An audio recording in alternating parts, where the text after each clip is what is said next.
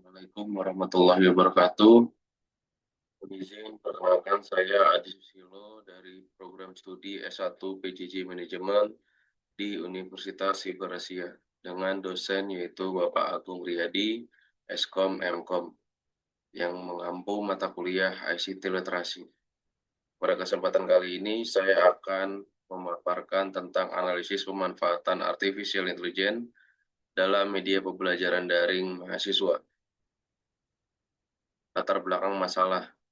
Menurut John M. Catley, artificial intelligence merupakan suatu ilmu dan teknik dalam menciptakan mesin yang bersifat cerdas, terutama dalam menciptakan program atau aplikasi komputer cerdas.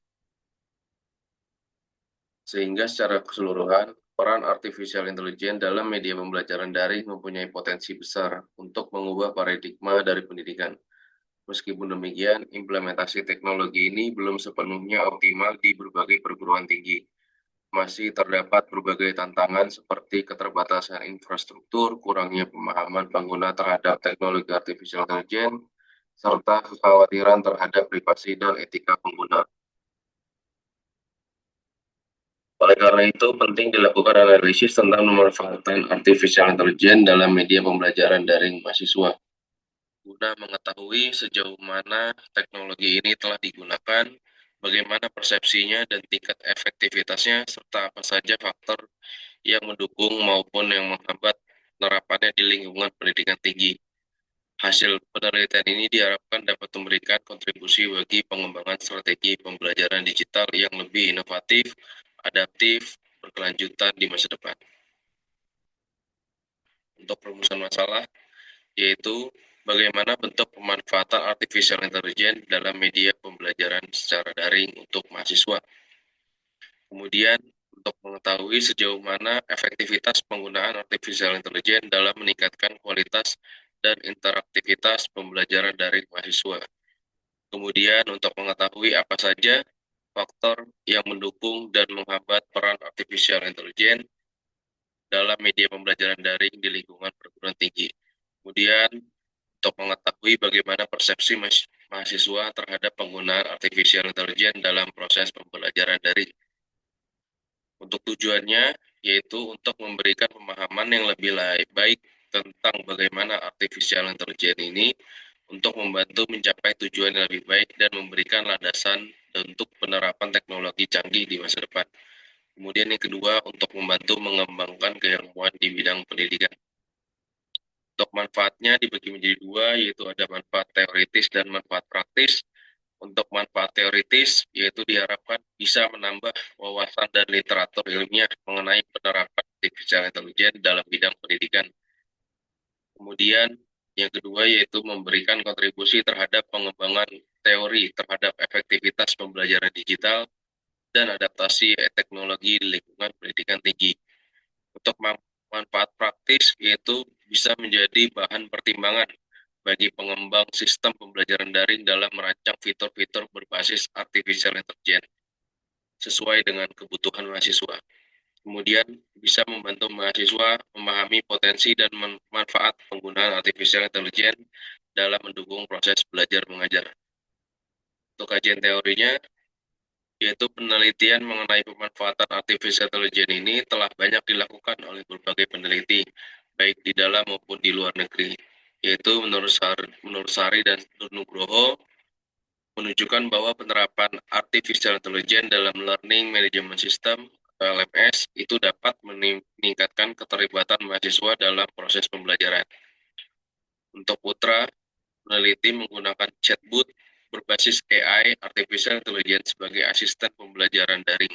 Hasil penelitiannya menunjukkan bahwa chatbot mampu membantu mahasiswa dalam memperoleh informasi dan umpan balik dengan cepat.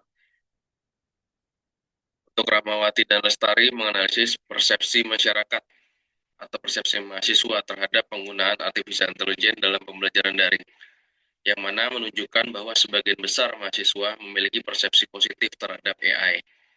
Namun, tetap ada keterbatasan pemahaman pengguna dan kekhawatiran terkait privasi data. Untuk Chen et al., yaitu dalam penelitiannya internasionalnya menjelaskan bahwa penggunaan sistem pembelajaran AI mampu meningkatkan hasil belajar mahasiswa secara signifikan dibanding daring konvensional. Berdasarkan penelitian tersebut, dapat disimpulkan bahwa penerapan artificial intelligence memiliki potensi besar dalam meningkatkan efektivitas dan kualitas pembelajaran daring. Namun, setiap penelitian pasti memiliki keterbatasan, baik dari sisi implementasi infrastruktur maupun kesiapan dari penggunanya, sehingga penelitian ini dilakukan untuk menganalisis lebih lanjut bagaimana pemanfaatan AI dalam media pembelajaran daring, serta meninjau persepsi, efektivitas, dan faktor penghambatnya di konteks pendidikan tinggi di Indonesia.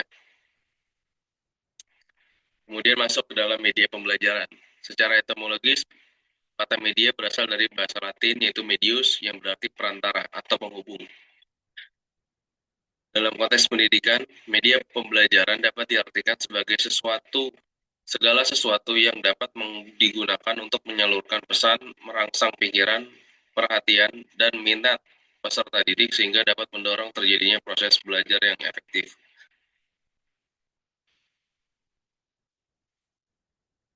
Kemudian, artificial intelligence. Artificial intelligence atau kecerdasan buatan merupakan cabang ilmu komputer yang berfokus pada pengembangan sistem yang mampu melakukan tugas yang memerlukan kecerdasan manusia seperti berpikir, belajar, dan lainnya. Artificial intelligence adalah teknologi yang memungkinkan sistem komputer meniru proses kognitif manusia seperti berpikir, belajar, memahami, dan mengambil keputusan melalui pemanfaatan algoritma dan data dalam jumlah besar. Dalam konteks pendidikan, AI berperan penting dalam mendukung proses pembelajaran adaptif, personalisasi materi, pemberian umpan balik otomatis, serta peningkatan efisiensi pembelajaran daring melalui sistem cerdas dan yang interaktif dan responsif terhadap kebutuhan mahasiswa. Kemudian aplikasi pembelajaran daring. Istilah pembelajaran daring berasal dari kata dalam jaringan, yang berarti proses belajar mengajar dilakukan dengan memanfaatkan jaringan internet sebagai media utama dalam menyampaikan materi dan interaksi antara pendidik serta peserta didik. Dalam konteks ini, aplikasi pembelajaran daring merupakan platform digital yang dirancang untuk mendukung kegiatan pembelajaran jarak jauh secara terintegrasi dan interaktif. Jadi dapat disimpulkan aplikasi pembelajaran daring adalah sistem atas platform digital berbasis internet yang berfungsi untuk memfasilitasi kegiatan belajar mengajar secara virtual melalui fitur menyampaikan materi, komunikasi, evaluasi, serta interaksi antara pengajar dan peserta didik. Kemudian lanjut ke dalam kerangka berpikir. Kerangka berpikir merupakan alur pemikiran yang logis dan sistematis yang menjelaskan hubungan antara teori-teori, konsep-konsep, dan variabel-variabel yang digunakan dalam suatu penelitian. Jadi dapat disimpulkan bahwa kerangka berpikir adalah susunan logis yang menggambarkan hubungan antara konsep, teori, dan variabel penelitian untuk menjelaskan arah pemikiran peneliti dalam memahami dan menganalisis masalah yang ditelitinya. Untuk metode penelitian, output capaian penelitian ini yaitu satu, capaian akademik yaitu teoritis, yaitu yang pertama memberikan kontribusi ilmiah terhadap pengembangan teori terkait pemanfaatan AI. Kedua, menjadi referensi bagi penelitian selanjutnya yang mengkaji integrasi teknologi AI dalam proses belajar. Yang ketiga, memanfaatkan analisis komprehensif mengenai bentuk dan dampak penerapan AI dalam meningkatkan kualitas pembelajaran mahasiswa. Untuk capaian praktis terkait implementatif, yaitu menyediakan rekomendasi strategis bagi dosen dan lembaga pendidikan dalam mengoptimalkan penggunaan media pembelajaran daring berbasis AI. Kemudian memberikan gambaran empiris tentang efektivitas serta tantangan penerapan AI dalam konteks pembelajaran mahasiswa. Kemudian menjadi bahan evaluasi dalam pengambilan keputusan bagi perguruan tinggi dalam mengambil kebijakan. Kemudian yang ketiga yaitu capaian publikasi, yaitu artikel ilmiah yang akan dipublikasikan dalam jurnal pendidikan atau teknologi terakreditasi nasional. Kemudian presentasi hasil penelitian pada seminar ilmiah atau forum akademik yang relevan. Selanjutnya yaitu laporan akhir penelitian yang dapat dijadikan dokumen rujukan bagi pihak kampus atau lembaga pendidikan lainnya. Untuk target capaian yaitu target keilmuan adalah menghasilkan analisis mendalam mengenai bentuk, pola, dan tingkat pemanfaatan AI dalam media pembelajaran daring. Kemudian mengidentifikasi faktor-faktor pendukung dan menghambatnya. Yang ketiga adalah menyusun model konseptual atau kerangka berpikir yang dapat dijadikan dasar pengembangan penelitian lanjutan. Kemudian yang keempat adalah menghasilkan artikel ilmiah yang layak dipublikasikan di jurnal nasional terakreditasi atau forum ilmiah yang relevan. Untuk target implementatif yaitu memberikan rekomendasi strategis bagi dosen dan lembaga pendidikan dalam mengintegrasikan teknologi AI. Kemudian menjadi panduan awal bagi pengembang media pembelajaran digital untuk memanfaatkan fitur-fitur AI sesuai dengan kebutuhan mahasiswa. Yang terakhir yaitu mendukung transformasi digital di lingkungan pendidikan tinggi dengan berbasis pada hasil penelitian yang akurat dan relevan. Yang ketiga, target kelembagaan dan sosial, yaitu memanfaatkan kompetensi akademik dan profesional peneliti di dalam bidang teknologi pendidikan. Kemudian yang kedua, menjadi acuan bagi perguruan tinggi dalam perencanaan kebijakan pengembangan sistem pembelajaran daring berbasis AI. Yang ketiga, yaitu memberikan kontribusi positif bagi masyarakat akademik, khususnya mahasiswa dan tenaga pendidik dalam memahami manfaat serta implikasi penggunaan AI dalam proses belajar mengajar. Untuk jadwal penelitian ini direncanakan selama 1 bulan, yaitu waktu itu dilakukan pada bulan November 2025 secara intensif dan berurutan agar dapat memperoleh hasil yang valid dan sesuai dengan tujuan yang telah ditetapkan. Sebagai rinciannya yaitu peneliti akan melakukan persiapan dan pengumpulan data awal yang meliputi koordinasi dengan pihak kampus, penentuan responden, dan penyusunan instrumen. Kemudian yang kedua, kegiatan difokuskan pada pengumpulan data utama. Yang ketiga, penelitian dilakukan dengan mengolah dan menganalisis data menggunakan metode analisis kualitatif.